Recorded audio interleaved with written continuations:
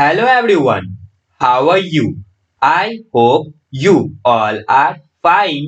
आज हम लोग National Institute of Open Schooling का secondary course social science book 2 का module 3 democracy at work lesson 20 governance at the union level जो कि सिविक्स का चैप्टर है। आज हम लोग इसका बचा हुआ पार्ट कवर अप करने वाले हैं, तो चलिए शुरू करते हैं। Hello, dear students. Now we are going to cover up the next part, which is the President and Emergency Provisions. So let's start. We have discussed so far the powers of the President of India that are exercised during normal period. Over and above these powers, she has important powers that are exercised during abnormal situations. These are known as emergency powers. The Constitution has made provisions for these powers to meet three specific extraordinary or abnormal situations arising in the country. These situations may be war or external aggregation or armed rebellion, failure of the constitutional machinery in any state, and deep financial crisis. तो हम लोगों ने president of India के powers के बारे में जो normal period के दौरान जो उनकी पावर है उनके बारे में तो हम लोगों ने पढ़ लिया, समझ लिया और जान लिया। तो इन सब के अलावा इनके पास इम्पोर्टेंट पावर्स भी है जो ये एबनॉर्मल सिचुएशंस में यूज करते हैं, और इन सिचुएशन में जो भी वो पावर्स को यूज करते हैं उस पावर्स को इमरजेंसी पावर्स के नाम से जानते हैं। तो भारत के संविधान ने एक ऐसा प्रोविजन बनाया है इन पावर के लिए जो एक्स्ट्रा ऑर्डिनरी या फिर एबनॉर्मल सिचुएशन में जब कंट्री में ऐसा कोई सिचुएशन की उपस्थिति होती है तो ये कुछ स्पेशल पावर को यूज करते हैं, और ये सिचुएशंस कोई भी हो सकता है, या फिर युद्ध का टाइम हो सकता है, या फिर आर्म रिबेलियन हो सकते हैं, एक्सटर्नल एग्रीगेशंस होते हैं हो सकते हैं, या फिर जो कॉन्स्टिट्यूशन मशीनरी किसी भी स्टेट में उसका फेलियर हो सकता है, या फिर जब आर्थिक हमारी जो स्थिति है वो जब खराब हो जाए तो ये अपने पावर्स को यूज कर सकते हैं। वॉर, एक्सटर्नल एग्रीगेशन और arm rebellion. A proclamation of emergency is made by the president if he is satisfied that the security of India or any part thereof is threatened by war, external aggregation, or armed rebellion. However, the president issues such a proclamation only when a decision of the Union Cabinet, the Prime Minister, and the ministers of the Cabinet rank to that effect is communicated to him her in writing. Every proclamation is to be laid before two houses of parliament, and if it is not approved within 1 month, it automatically ceases to operate. With the proclamation of emergency, the union government can give directions to the state governments in respect of their executive powers, and the parliament may assume legislative powers of state legislatures. The President may also order the suspension of the enforcement of fundamental rights. तो जब emergency का proclamation होता है जो कि president के द्वारा किया जाता है कि अगर वो सेटिस्फाई है इंडिया के किसी भी सिक्योरिटी इंडिया के किसी भी पार्ट में जहाँ पे वो देखते हैं कि किसी भी तरह से युद्ध हो सकता है वहां पे, या फिर कोई एक्सटर्नल एग्रीगेशन हो सकती है, या फिर कोई भी आर्म रिबेलियन हो सकता है, ठीक है। लेकिन जो प्रेसिडेंट ने ऐसे प्रोक्लेमेशन में तभी अपना पावर यूज करेंगे जब यूनियन कैबिनेट से डिसीजन आता है। यूनियन कैबिनेट में कौन होते हैं? तो प्राइम मिनिस्टर होते हैं और जो भी कैबिनेट रैंक के मिनिस्टर्स होते हैं, इन सबकी सहमति के बाद हम लोग देखते हैं कि ये चीज जो है वो प्रेसिडेंट से कैसे कम्युनिकेट किया जाता है, तो बाय राइटिंग, ठीक है। और जितने भी प्रोक्लेमेशन है वो हाउसेस ऑफ पार्लियामेंट के में जाते हैं, अगर वहां से अप्रूव 1 महीने में नहीं होता है तो ये ऑटोमेटिकली सीज हो जाता है और इसे ऑपरेट किया जाता है। जब इमरजेंसी का प्रोक्लेमेशन होता है तो जो यूनियन गवर्नमेंट है वो डायरेक्शंस दे सकता है स्टेट गवर्नमेंट को अपने एग्जीक्यूटिव पावर्स को यूज करने के लिए, एंड जो पार्लियामेंट है वो भी लेजिस्लेटिव पावर्स को स्टेट लेजिस्लेचर के थ्रू यूज करते हैं। और जो प्रेसिडेंट है वो भी ऑर्डर देते हैं सस्पेंशन का कि वो लोग अपने फंडामेंटल राइट्स को इन्फोर्स कर सके।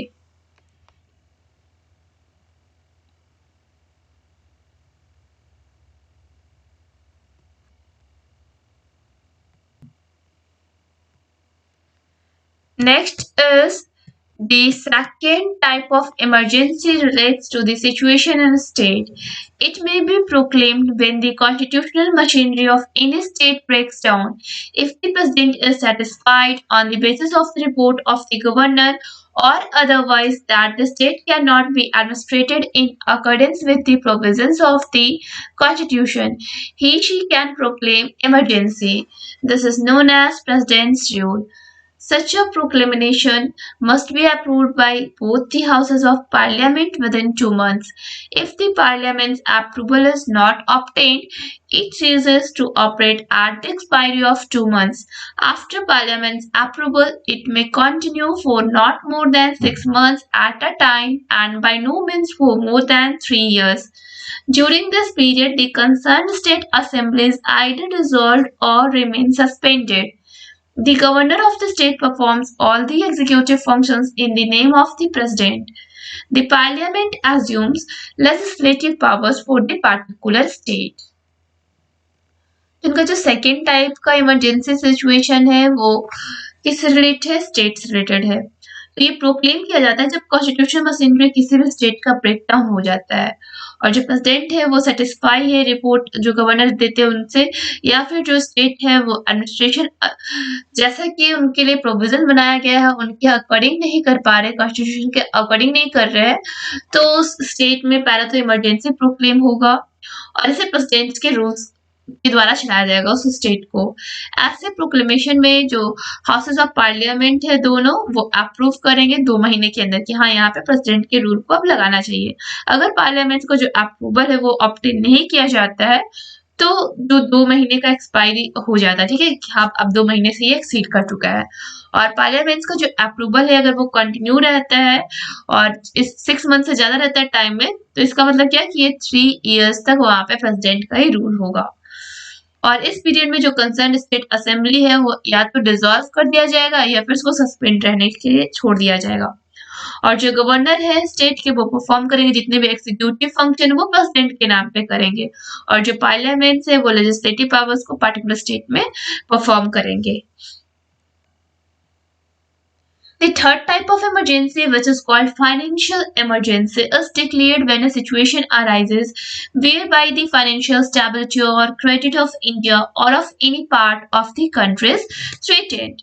Like the other two emergencies, this proclamation also must be approved by Parliament within 2 months. Once it is approved by the Parliament, it may continue indefinitely until it is revoked.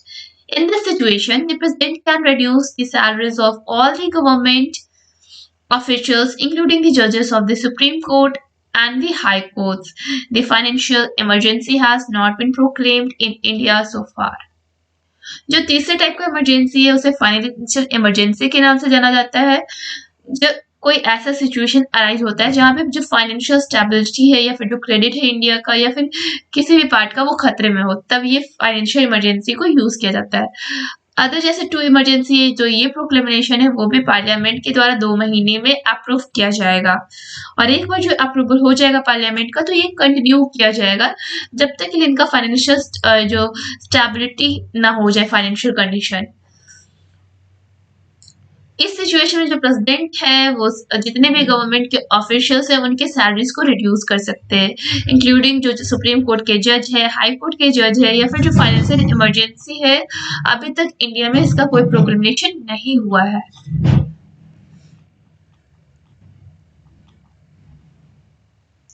Position of the president. Have you observed that when the functioning of union government is discussed either in the parliament or in the newspaper or on television, the roles of the prime minister and the ministers are often discussed. But we have seen earlier that the constitution vests all the executive powers in the president. He/she also has extensive emergency powers. Thus, this means that the president is all powerful. No, in reality, the president is a nominal executive or a constitutional head of the state. No doubt the government is run in his/her name, but according to the Indian constitution, the president has to exercise his/her powers on the aid and advice of the council of ministers headed by the prime minister. And that is not a simple advice but is binding. This indicates that the Prime Minister and the Council of Ministers are the real rulers in the government. All decisions are taken by the Council of Ministers headed by the Prime Minister. The President has the right to be informed of those decisions. Similarly, the emergency provisions also do not grant any real powers to the President. तो आप लोगों ने कभी observe किया है जब भी हम लोग यूनियन गवर्नमेंट के फंक्शन के बारे में कभी डिस्कस करते हैं या फिर जब हम लोगों ने पार्लियामेंट में देखा हो या न्यूज़पेपर टेलीविजन में सुना हो या देखा हो तो जो प्राइम मिनिस्टर है एंड जो मिनिस्टर्स है उनके बारे में डिस्कशन होता है। लेकिन जैसा कि हम लोगों ने देखा है जो कॉन्स्टिट्यूशन है उसने जितने भी अपने एग्जीक्यूटिव पावर्स है वो प्रेसिडेंट के नाम पे वेस्ट किया हुआ है और उनके पास एक्सटेंसिव इमरजेंसी पावर्स भी है। तो इसका मतलब क्या हुआ कि जो प्रेसिडेंट है वो पूरी तरह से पावरफुल है? नहीं, हकीकत में ऐसा कुछ नहीं है। जो प्रेसिडेंट है वो एक नॉमिनल एग्जीक्यूटिव है या फिर हम लोग बोल सकते हैं कि वो स्टेट के कॉन्स्टिट्यूशनल हेड है बस। और इसमें भी कोई शक नहीं है कि जो गवर्नमेंट है वो उनके नाम पे चलाया जाता है। लेकिन भारतीय संविधानानुसार क्या होता है कि जो प्रेसिडेंट है उनके जितने भी पावर्स है वो कैसे यूज करते हैं तो काउंसिल ऑफ मिनिस्टर्स के एडवाइस पे जिनको हेड करते हैं हमारे प्राइम मिनिस्टर। और एक सिंपल एडवाइस नहीं होता, ये बाइंडिंग में चलता है। तो इससे ये इंडिकेट होता है कि हमारे जो प्राइम मिनिस्टर और जो काउंसिल ऑफ मिनिस्टर्स है वो रियल रूलर्स है हमारे गवर्नमेंट में और जितने भी निर्णय लिए जाते हैं वो काउंसिल ऑफ मिनिस्टर्स के द्वारा लिए जाते हैं जिनको प्राइम मिनिस्टर हेड करते हैं। और जो प्रेसिडेंट है उनके पास भी जितने भी डिसीजंस लिए जाते हैं उनको इन्फॉर्म करने का राइट होता है कि हाँ प्रेसिडेंट को भी उस डिसीजन की खबर होनी चाहिए। उसी तरह से जो इमरजेंसी प्रोविजन है वो भी जो प्रेसिडेंट है उनका कोई रियल पावर्स नहीं है, ठीक है। In the light of the above statement, some constitutional experts believe that the president can be compared with a rubber stamp, but this conclusion is also not true. The president has been given the task of preserving, protecting, and defending the constitution. He is the custodian of the democratic process as enshrined in the Constitution. In uncertain political situations, the President can play a decisive role in the formation of government. There have been some occasions when the President has asserted his her position. However, in practice, the President acts as a nominal or constitutional head. It has rightly been stated that in our constitutional system the president enjoys the highest honor, dignity and prestige but not the real authority. तो जितना भी above statement है तो कुछ जो constitution experts है उनका क्या विश्वास है कि जो प्रेसिडेंट है उनको रबर स्टैम्प के द्वारा कंपेयर कर सकते हैं, उनको हम लोग रबर स्टैम्प से कंपेयर कर सकते हैं। लेकिन इसका जो कंक्लूजन निकल के आता तो ऐसा कुछ भी नहीं है, ठीक है। जो प्रेसिडेंट है उनके पास भी उनको भी टास्क मिला है कि वो भी प्रिजर्व कर सकते हैं, प्रोटेक्ट और डिफेंड कर सकते हैं हमारे संविधान को। उनके पास कस्टडियन होता है कि वो डेमोक्रेटिक प्रोसेस जो कि इनश्राइंड होते हैं हमारे कॉन्स्टिट्यूशन में उसको वो देख सके। एंड जब भी अनसर्टेन पॉलिटिकल सिचुएशन हो तो प्रेसिडेंट क्या कर सकते हैं, अपना डिसिसिव रोल निभा सकते हैं गवर्नमेंट के फॉर्मेशन में। और यहाँ पे कुछ ऐसे भी ऑकेजन्स होते हैं जो प्रेसिडेंट है वो अपने पोजीशन को एजर्ट कर सकते हैं। लेकिन जो प्रेसिडेंट जो भी प्रैक्टिस एक्ट करते हैं नॉमिनल और कॉन्स्टिट्यूशन हेड की तरह करते हैं। और ये भी सही भी कहा गया है कि हमारा जो संविधान में जो भी सिस्टम है प्रेसिडेंट उसमें सबसे हाईएस्ट ऑनर, डिग्निटी और जो प्रेस्टीज है वो प्रेसिडेंट का होता है, लेकिन उसका जो अथॉरिटी है उनका रियल अथॉरिटी नहीं होता है। Now based on your understanding, try to solve in text question 20.2.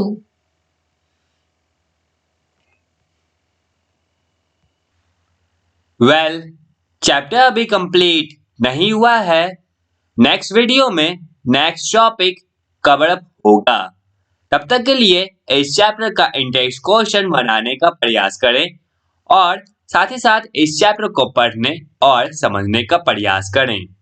That's all for today. Thank you everyone.